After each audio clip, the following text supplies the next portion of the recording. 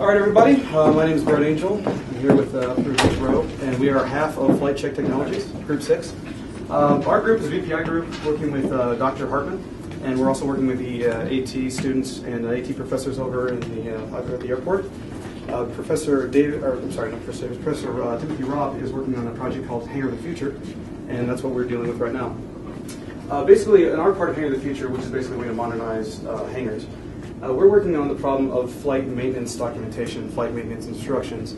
The problem with flight maintenance instructions are that right now they're not really tailored to fit experts and novices. They really haven't changed since they were first created back when the industry began. And this can cause a lot of problems. About 20 to 30% of maintenance issues, about 20 to 30% of in-flight shutdowns of engines are caused by maintenance errors. And about 50% are delays on the runway are caused by technicians making mistakes due to many number of things. Most of them are documentation problems. Now, the problem with the traditional method of these 2D task cards are that they're static. You don't have to do anything with them. They're just 2D images, and as one expert put it in a report, stop putting small pictures on a piece of paper with little numbers to the parts, because I need to use a magnifying glass to see where the arrows are going. So that's why we're using a graphics solution for it. Now, 3D images can be used to help a technician better understand what their task is.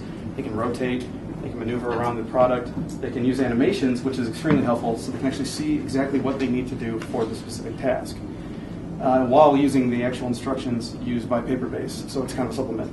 Now, this sort of project just started in 2010 with Assembly Required, and basically they tested the difference between 2D task cards and 3D interactive products. And then that was continued with plane mechanics, and they added a 3D non-interactive to see how the technicians would respond to all three versions.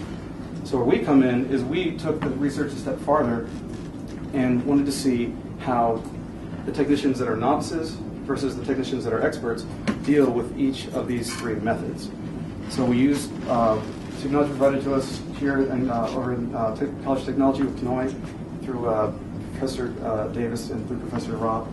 And basically what we did is we tested experts who are FAA certified and who have at least 10 years of experience. And these are people that work over in Hangar 6, over in the airport.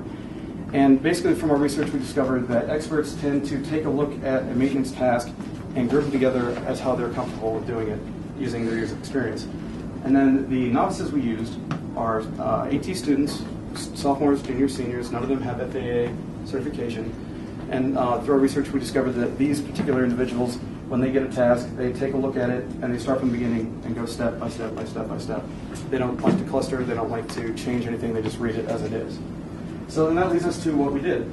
We took an F-109 engine over at the airport and we basically modeled it in CATIA and put it in 3D PDF, or I'm sorry, not 3D, we have 3D interactive with a product called Ingrain and 3D non-interactive with a product called Cortona, and then took the 2D task card and sought to see how these people reacted to each. Okay, in order to put it into CATIA, we actually had to take the parts themselves and measure them out ourselves because there are no specification documentations for it. And then to put it into Ingrain, we had to use a file translator called Transmagic, and then you can actually save it just as VRML for Cortona, and it'll import it directly into it. Each one has its own animating style. Ingrain is kind of like Maya, where you set your keyframes and you later set it there and it'll animate it in between. And then Cortona will just do itself. You have to physically do the attributes of it. And then for the text, Cortona is, each one has its own, you have to use the exact same instructions that we did. And Ingrain has this nifty little thing up here where it has the instructions right there, and then you have to say, yes, I did it, or no, I did not. And if you say no, it'll restart it, and it'll do the animation itself, and then you can actually click Stop Task, and it'll rotate it. You can do whatever you want with it and do all that. Cortona,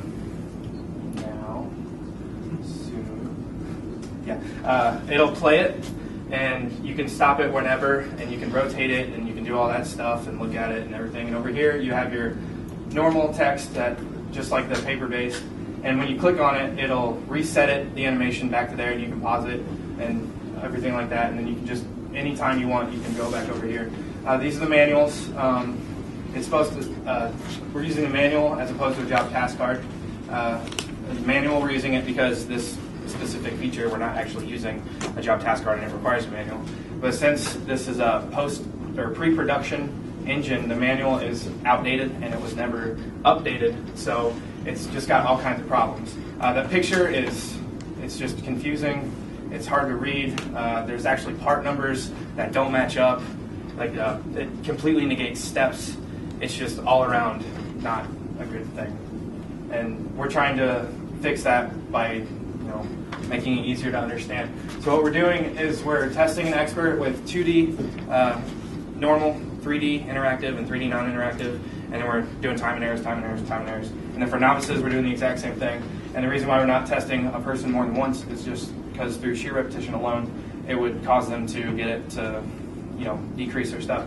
We are defining an error as any deviation from our written instructions or any negation of our instructions or anything where they added it. Basically, if they're doing something that we did not tell them to do, that is an error.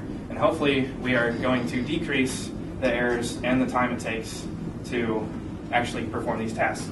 Through our observations, we've noticed that experts read the entire thing before they actually go into it, and the novices just jump straight in. And therefore the experts have less errors, they just do it better. The novices, we actually had one person not really read the instructions and just kind of look at the animations, and she almost covered herself in oil. And so what we're trying to prove is that 3D is better than 2D, and that it will help out the industry in more than one way, and that errors in time will be good. What's that 641? 3.